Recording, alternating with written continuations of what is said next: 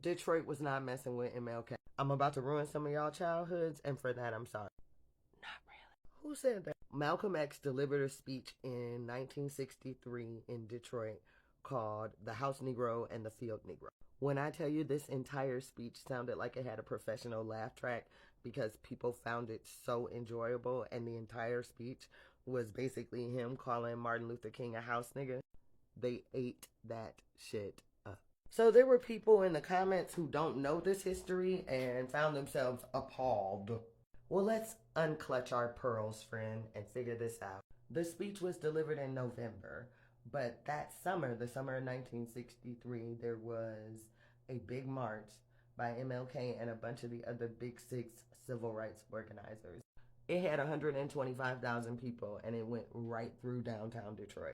This march got a lot of press and it raised a lot of money for black civic organizations, but it didn't raise a lot of money for black people in Detroit or really help them in any actual way. Because black people in Detroit were dealing with police brutality.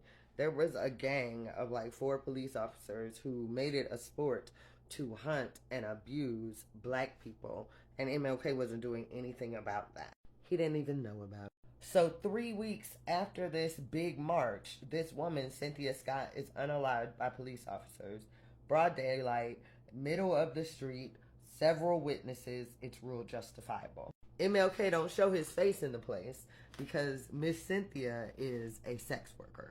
This time, 2,500 mostly black Detroit residents protest in front of a precinct without media, without MLK. How do you think it went?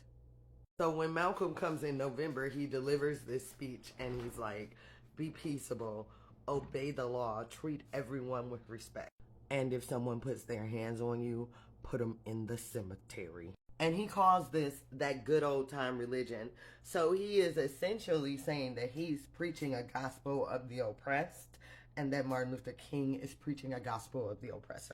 This goes over particularly well in this Black Baptist church, and it kind of explains why the whole speech sounds like a late night rerun of the Mary Tyler Moore Show. Suffice to say,